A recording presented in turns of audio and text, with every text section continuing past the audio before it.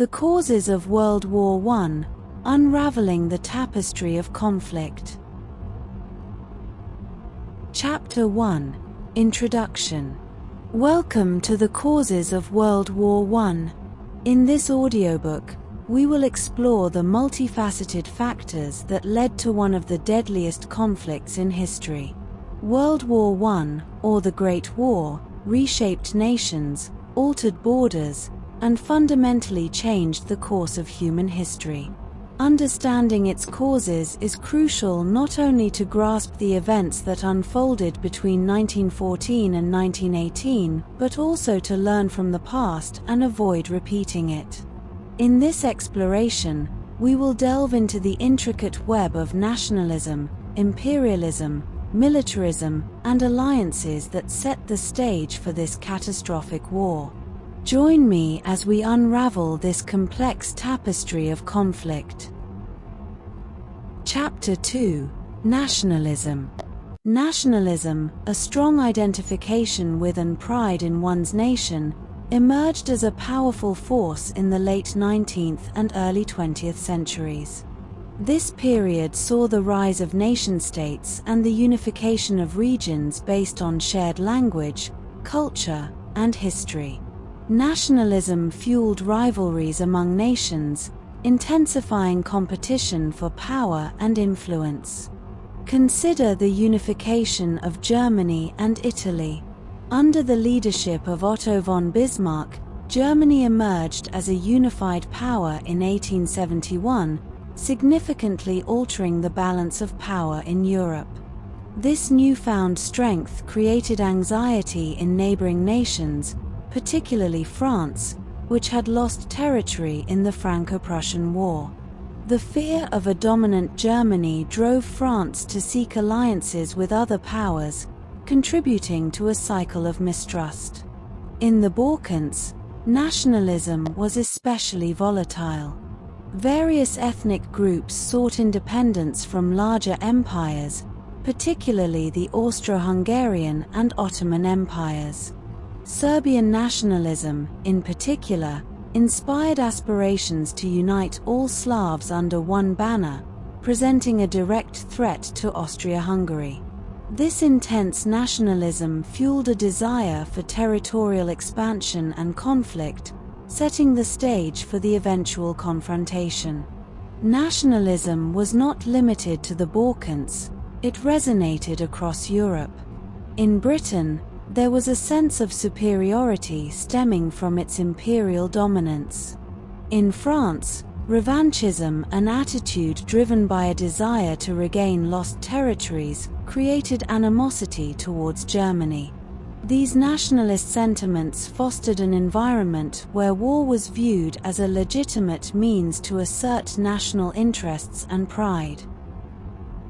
Chapter 3. Imperialism.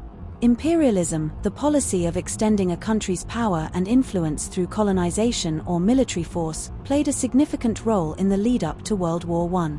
The late 19th century saw a fierce competition among European powers for colonies, particularly in Africa and Asia, where resources and markets were at stake. The Moroccan crises of 1905 and 1911 exemplified this imperial competition. Germany's attempts to challenge French influence in Morocco heightened tensions, drawing Britain closer to France. These crises demonstrated how imperial ambitions could lead to international conflict, as nations sought to assert their dominance over colonies. The race for empire also intensified rivalries within Europe. As nations expanded their colonies, they fortified their military positions to protect their interests. This competition for territory contributed to an atmosphere of distrust and resentment among European powers. The desire for colonies was not just about land, it was tied to national prestige and economic dominance, creating a fierce competitive spirit. Furthermore, imperialism fostered conflicts in regions outside of Europe, where local populations often resisted foreign rule.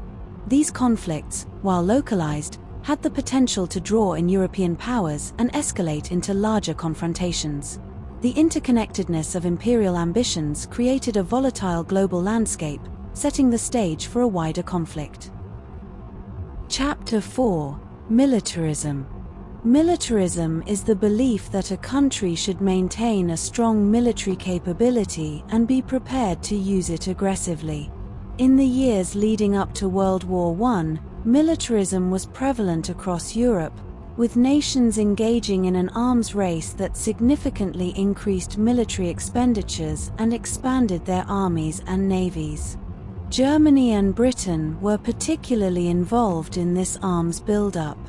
The launch of the British dreadnought in 1906 marked a new era in naval warfare, prompting Germany to accelerate its own naval program in response.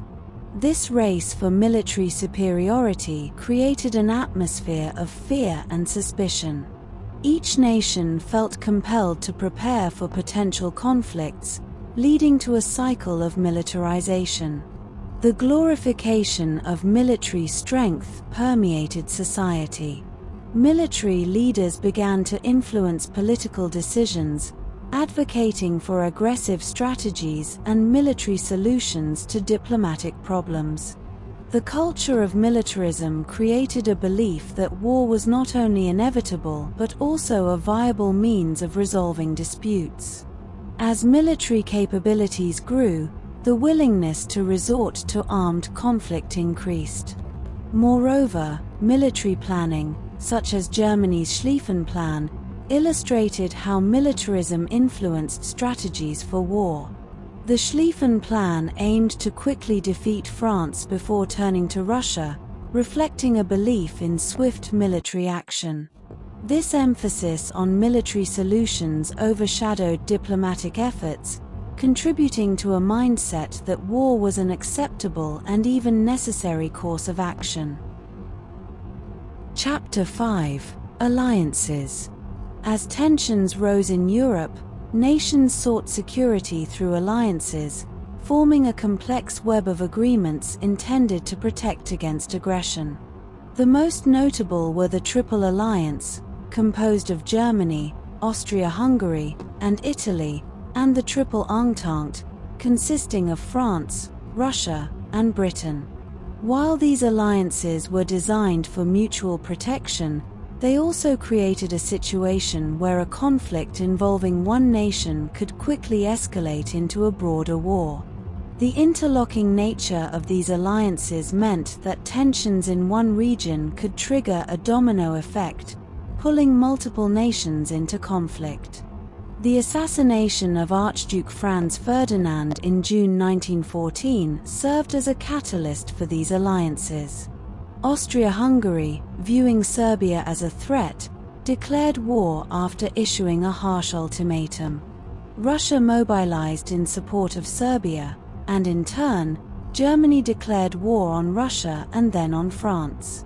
The obligations of these alliances meant that what began as a regional crisis rapidly escalated into a world war.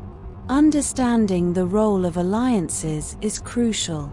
The intricate network of agreements, meant to maintain peace, instead contributed to the chaos that ensued. As nations invoked their alliances, the situation spiraled out of control, highlighting how interconnected relationships can lead to widespread conflict. Chapter 6: The Spark: Assassination of Archduke Franz Ferdinand.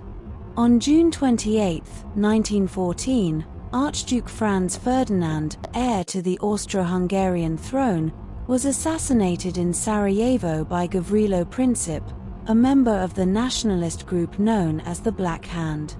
This event sent shockwaves throughout Europe and ignited existing tensions. The assassination was not merely an isolated act, it was the culmination of nationalist fervor in the Balkans and a direct challenge to Austro-Hungarian authority. Austria-Hungary viewed Serbia as a threat to its empire, leading to a series of ultimatums. The harsh nature of these ultimatums was designed to provoke a conflict, knowing that Serbia could not fully comply. In response, Serbia's partial acceptance of the ultimatum was insufficient for Austria-Hungary. Mobilization began, and as nations aligned themselves with their allies, the stage was set for war. The assassination acted as a spark in a powder keg, triggering a chain reaction of declarations of war. Chapter 7: The Outbreak of War. The period known as the July Crisis followed the assassination, marked by a flurry of diplomatic communications and ultimatums. Austria-Hungary's harsh ultimatum to Serbia, which included demands that were nearly impossible to accept, was met with a partial acceptance that did little to assuage tensions. Russia, seeing itself as the protector of Slavic nations, mobilized its forces in support of Serbia. In response, Germany declared war on Russia, leading to a series of rapid escalations. Germany also declared war on France, and when German troops invaded neutral Belgium, Britain was drawn into the conflict to uphold its commitment to Belgian neutrality. What began as a localized incident quickly transformed into a global war. The failure of diplomacy, combined with the mobilization of armed forces and the obligations of alliances, meant that once the war began, there was no turning back. The intricate interconnections between nations, driven by nationalism, imperialism, militarism, and alliances, culminated in a conflict that would engulf much of the world. Chapter 8: Conclusion. In conclusion, the causes of World War I were deeply intertwined and multifaceted. Nationalism, imperialism, militarism, and alliances created a volatile environment in Europe.